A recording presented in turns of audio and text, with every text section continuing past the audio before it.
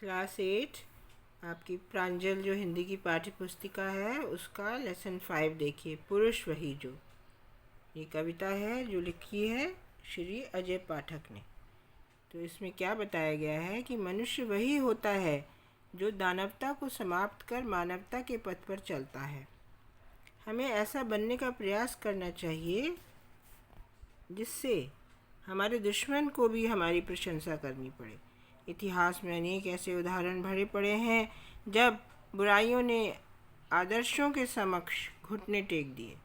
हमें सत्य, परिश्रम, संयम तथा धर्म के मार्ग पर चलना चाहिए।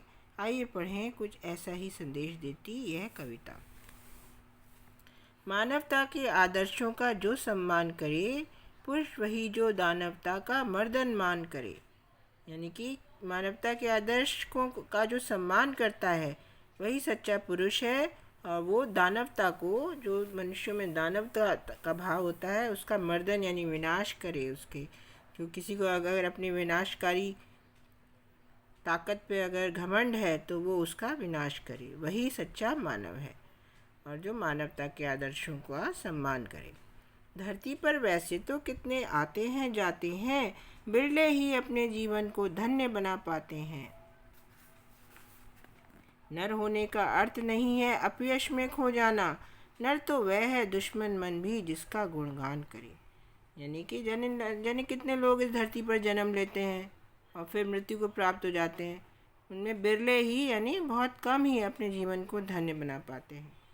नर यानी पुरुष होने का अर्थ है यह नहीं है कि आप अपने लिए बदनामी करवाएं अपनी। नर तो वह है कि इतना जो अच्छा हो कि उसके दुश्मन भी उसकी तारीफ करें। जीवन का उद्देश्य नहीं है केवल पीना खाना, सांसों पर अवलंबित होकर ऐसे ही मर जाना। धर्म नीति का अलग जगाते चले निरंतर पथ में, सच्चा नर है वह जो पौरुष का अवदान करे। यानी कि जीवन का उद्देश्य क्या केवल खाना पीना है या सांसें लेकर अवलंबित यानी उनका सहारा लेकर और फिर एक दिन मर जाना है? नहीं, हमको लगातार निरंतर अपने मार्ग में धर्म और नीति का अलख यानी उसका जयकारा लगाते हुए चलना है कि धर्म के राह पर चला जाए, नीति और न्याय के मार्ग पर चला जाए।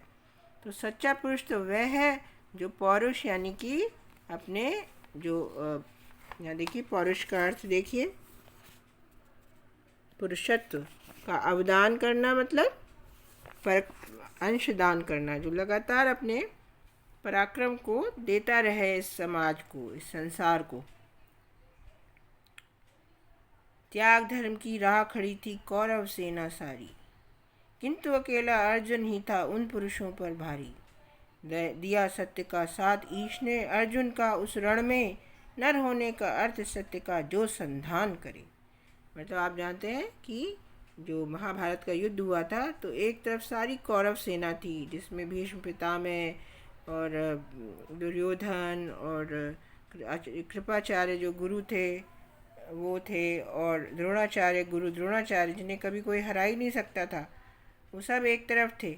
लेकिन वो कौरव सेना के साथ थे जो कि त्याग और धर्म के रास्ते में रोड़ा बनकर खड़ी थी। और दूसरी तरफ कौन था? एक अकेला अर्जुन ही उन सब पे भारी पड़ गया।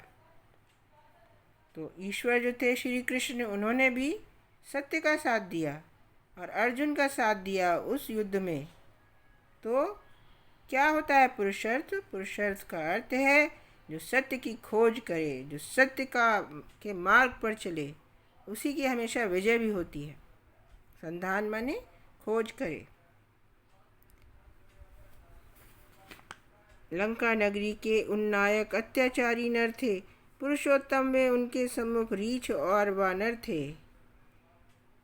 उखड़ गया रावण का पौरुष आदर्शों के आगे, ऐसा नर ही क्या जो ताकत पर अभिमान करे। और आप रामायण का प्रकरण भी जानते हैं कि लंका नगरी जो थी उसके उन्नायक यानी कि उसकी उन्नति करने वाले लोग बहुत अच्छे अत्याचारी लोग थे।